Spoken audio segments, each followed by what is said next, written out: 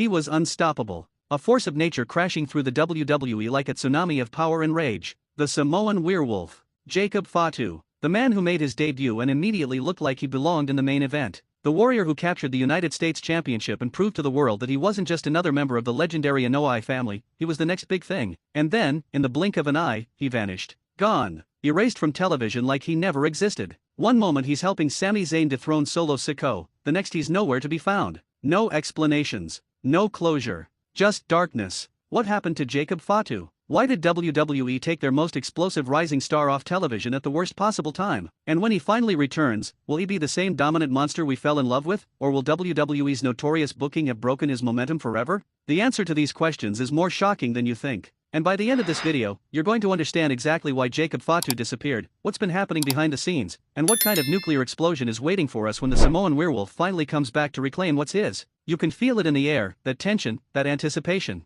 Because Jacob FATU isn't just any wrestler. He's different. From the second he stepped through that curtain in June 2024, aligning himself with Solo Sikoa and the new bloodline, something felt special. His presence was magnetic. His moves were explosive. That moonsault from a man his size defied the laws of physics and left us all screaming at our screens. This wasn't just another guy trying to ride the coattails of his famous family name. This was a superstar being born right before our eyes. And WWE knew it too. They pushed him hard. They gave him moments. They let him shine in ways that new talent rarely get to shine. But then something went horribly wrong. August 29, 2025. That's the date that changed everything. SmackDown. Main event. Solo Sikoa defending the United States Championship against Sami Zayn. The crowd was hot. The energy was electric. And then it happened. Jacob FATU's music hit. The place exploded. He stormed down that ramp with purpose, with fury, with the kind of intensity that makes you believe something monumental is about to happen. He interfered in the match. He turned on Solo Sikoa. He helped Sami Zayn win the United States Championship in one of the most shocking moments of the year. The crowd went absolutely insane. You could feel the emotions pouring out of that arena. This was Jacob FATU's babyface turn. This was the moment where the fans who had been cheering him even as a heel could finally embrace him without hesitation. This was supposed to be the beginning of something incredible. A fresh start. A new direction. The launch pad for Jacob FATU to become a top star in WWE. And then, silence. Nothing. He didn't appear the next week. Or the week after that. Or the week after that. Weeks turned into months, and the Samoan werewolf was nowhere to be seen on WWE television. The confusion was real. The frustration was mounting. Fans started asking questions everywhere. Social media was flooded with people demanding answers. Where is Jacob FATU? What happened to him? Did he get injured? Did something go wrong backstage? Was he being punished for something? The silence from WWE was deafening. No official statements. No updates. Just a void where one of their brightest stars used to be. And the longer the absence lasted, the more the theories started flying. Some people thought maybe there was heat on him backstage. Others speculated that creative had nothing for him, which would be absolutely insane considering how over he was with the crowd. And then there were whispers about an injury, something that might have taken him out of action indefinitely. But here's where the story gets even more twisted. Because Jacob FATU didn't completely disappear. He was still there. Still at the shows. Still working, but not on television. He was wrestling in dark matches after SmackDown went off the air, performing for the live crowd but invisible to the millions watching at home. Think about that for a second. One of the hottest rising stars in all of wrestling, someone who should be in the main event spotlight, was working dark matches like he was back in developmental. It didn't make sense. None of it made sense. And then October rolled around, and WWE finally gave us an angle to explain his absence. October 17, 2025. SmackDown. A massive opportunity for Jacob FATU. He was scheduled to face Drew McIntyre in a #1 contenders match for the WWE Championship. This was it. This was the moment where he could have catapulted himself into the main event scene for real. A win over Drew McIntyre would have positioned him as a legitimate threat to whoever held that title. This was the kind of match that could define a career. But it never happened. Backstage, before the match could even begin, Jacob FATU was attacked. Brutally. Viciously. The camera showed him laid out on the floor, blood pouring from his mouth, his teeth knocked out, his face a mess. It was a horrifying sight. And just like that, he was written off television. The match was cancelled. Drew McIntyre was declared the #1 contender by default. And Jacob FATU vanished once again, this time with a kayfabe explanation that made it seem like he'd be gone for a long time. The reality behind that angle? It's where things get really interesting. Because that attack, that brutal beating, that bloody scene, it wasn't just a storyline for the sake of drama. It was WWE's way of covering for a real-life issue that Jacob FATU was dealing with. Reports started coming out shortly after that episode aired, and they revealed the truth. Jacob FATU needed time off for a dental procedure. A serious dental issue that required medical attention and healing time before he could be cleared to return to the ring. Now, dental procedures might not sound like the most dramatic reason for a WWE absence, but let me tell you something. For a wrestler, especially someone as physical and high impact as Jacob Fatu, oral health is no joke. You're taking bumps. You're getting hit in the face. You're dealing with constant physical trauma. If you've got a dental issue that needs surgery or extensive work, you can't just tough it out and keep wrestling. You need time to heal properly, or you risk making things exponentially worse. So WWE took him off television. They gave him that brutal attack angle to write him out. They let the story play out like he was the victim of a mystery assailant, which kept fans invested and gave them something to speculate about. Who attacked Jacob Fatu? Was it Drew McIntyre protecting his title opportunity? Was it Solo Sikoa getting revenge for the betrayal? Was it someone completely unexpected? The speculation kept the storyline alive even while Fatu was absent from TV. But here's what frustrated so many fans. The timing. The absolute worst possible timing. Jacob Fatu was on fire. His momentum was building. The crowd loved him. He had just turned babyface in the most impactful way possible. He was positioned perfectly to become a main event player. And then he disappeared right when he should have been everywhere. It felt like WWE was fumbling the bag, like they were wasting a golden opportunity to create a new star. And the fact that he was working dark matches during his absence only added to the frustration. Why not just let him heal completely instead of having him wrestle in front of live crowds but not on TV?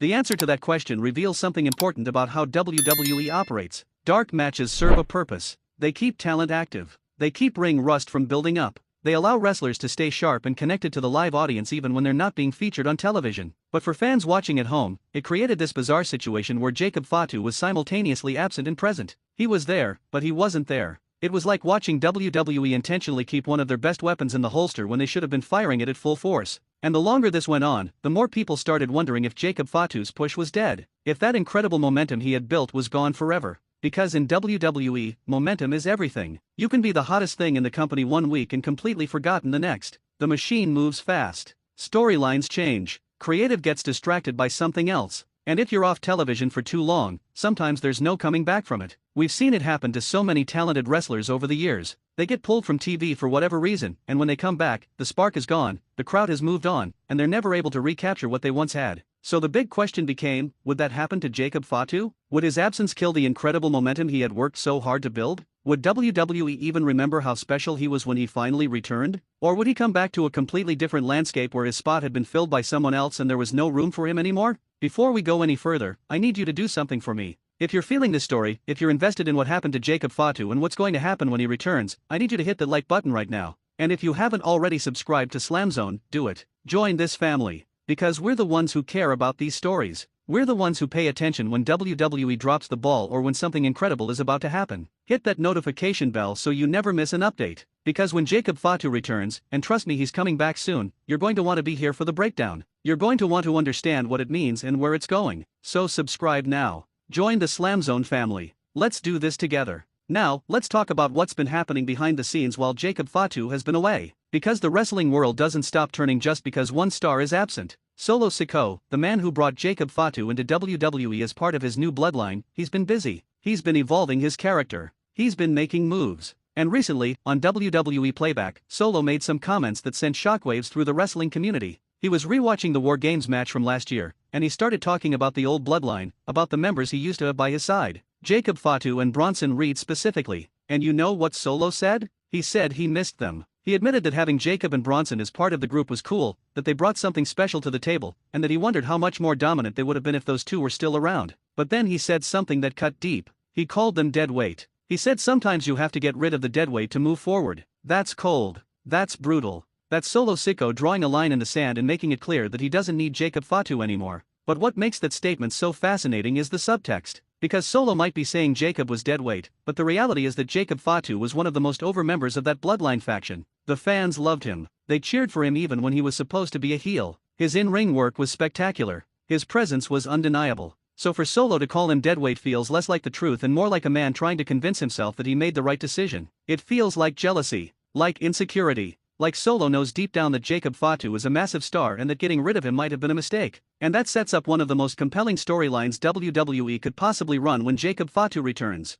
Because now there's real tension, real animosity, real stakes. Jacob helped Sami Zayn beat Solo for the United States Championship. Solo has publicly disrespected Jacob by calling him deadweight. And somewhere out there, the Samoan werewolf is healing, recovering, and getting ready to come back with a vengeance. The reports are clear. Multiple sources have confirmed that Jacob Fatu's return is imminent. Dave Meltzer reported in the Wrestling Observer newsletter that Fatu will be back very soon. Other outlets have echoed that sentiment, with some specifically pointing to early 2026 as the timeframe for his comeback. And here's the kicker, WWE has big plans for him. Not just a casual return, not just sliding him back into the midcard, but big plans. According to Bodislam.net, WWE wants Jacob Fatu to have a breakthrough year in 2026. They want him to be a major player. They want him in the spotlight where he belongs. That push was supposed to start at the end of 2025, but because of the dental procedure and the time he needed off, it got delayed. But the delay doesn't mean the plans are gone. It just means they're coming soon. And when Jacob Fatu returns, you can bet that WWE is going to make it count.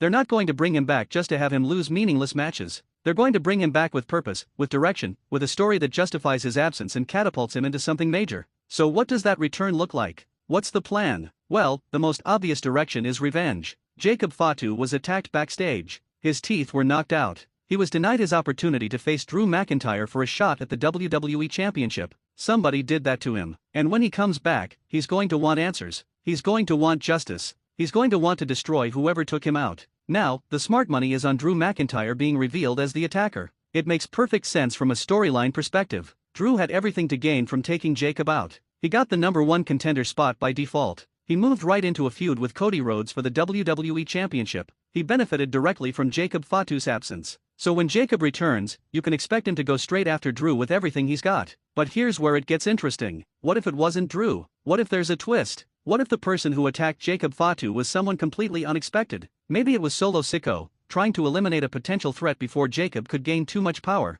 Maybe it was someone from outside the bloodline story entirely, someone who saw Jacob as competition and wanted to take him out before he could rise to the top. The mystery element of this storyline is what makes it so compelling, because until WWE reveals the truth, anything is possible. And then there's the question of Jacob's alignment and direction moving forward. He turned babyface when he helped Sami Zayn. The fans are behind him. They want to cheer for him. They want to see him succeed. But WWE has a history of getting confused about what to do with babyface wrestlers who have an edge to them. Jacob Fatu works best when he's unleashed, when he's allowed to be aggressive and dominant and a little bit scary. If WWE tries to turn him into a generic smiling babyface, it's going to kill what makes him special. The best version of Jacob Fatu's return is one where he comes back as a babyface but keeps that edge. He's angry. He's motivated. He's on a mission. He's not there to shake hands and make friends. He's there to hurt people and get what he's owed. That's the character that works. That's the character that can carry him to the main event and keep him there for years. There's also been speculation about whether Jacob Fatu might end up on Raw instead of staying on SmackDown. With the WWE roster being as deep as it is right now, there are arguments to be made for both brands. SmackDown could use a jolt of energy. The blue brand has felt stagnant lately, stuck in second gear, while Raw has been getting all the attention with big names and major storylines. Jacob Fatu returning to SmackDown could be exactly what that show needs to recapture some momentum and excitement. On the other hand, Raw is stacked with talent and main event level feuds. If WWE wants to give Jacob Fatu a fresh start, a clean slate where he's not tied to the bloodline drama anymore, moving him to Raw could be the perfect opportunity. He could walk in as a new challenger, make an immediate impact, and carve out his own path without being defined by his family or his past associations. Either way works. It just depends on what WWE's long-term vision is for him. What we do know for sure is this. Jacob Fatu's absence was not supposed to be long. It was a medical issue that required time off, but it was never intended to derail his push or take him out of the picture for an extended period. The fact that WWE kept him working dark matches during his absence proves that they never lost faith in him. They were just waiting for him to be medically cleared so they could pull the trigger on the next phase of his story. And now, as we head into 2026, all signs point to that moment being right around the corner. Reports suggest that Jacob Fatu could return as soon as this week on SmackDown. Imagine that. Imagine the pop when his music hits. Imagine the energy in that arena when the Samoan werewolf walks out and lets the world know he's back. Imagine the look on Drew McIntyre's face, or Solo Sikoa's face, or whoever ends up being revealed as the person responsible for his attack. That's the moment we've been waiting for. That's the payoff for all this frustration and confusion and speculation. Jacob Fatu was spotted recently at a college football game, looking healthy and in good spirits. That's a great sign. It means the recovery is complete. It means he's ready. It means WWE is just waiting for the perfect moment to bring him back and unleash him on the roster. And when that happens, it's going to be explosive. Because this isn't just a return. This is a relaunch. This is WWE making a statement that Jacob Fatu is a star, that they believe in him, and that 2026 is going to be his year. Think about what that could mean. Think about the matches. Jacob Fatu versus Drew McIntyre in a brutal revenge feud. Jacob Fatu versus Solo Sikoa in a battle for bloodline supremacy. Jacob Fatu versus Cody Rhodes for the WWE Championship. Jacob FATU vs Gunther in a clash of titans. Jacob FATU versus whoever holds a title that he wants. The possibilities are endless. And every single one of them is exciting. But beyond the matches, beyond the feuds, beyond the storylines, what excites me most about Jacob FATU's return is the statement it makes about WWE's willingness to build new stars. For too long, WWE has relied on the same old names, the same old faces, the same old part-timers showing up to pop a rating and then disappearing again. Jacob FATU represents something different. He's young, he's hungry, he's talented, he's got the bloodline, he's got the skills, he's got the charisma. And most importantly, he's got the IT factor that you can't teach. When WWE invests in someone like Jacob FATU, when they give him the spotlight and the opportunities and the platform to succeed, it's good for everyone. It's good for the fans who get to see fresh matchups and new stars rising to the top. It's good for the roster because it creates competition and raises the bar for everyone. And it's good for the business because new stars mean new storylines, new merchandise, new energy, and new reasons for people to tune in every single week. Jacob FATU's story is far from over. In fact, it feels like it's just beginning. The first chapter was his debut, his dominance, his rise to the United States Championship. The second chapter was his babyface turn and his mysterious disappearance.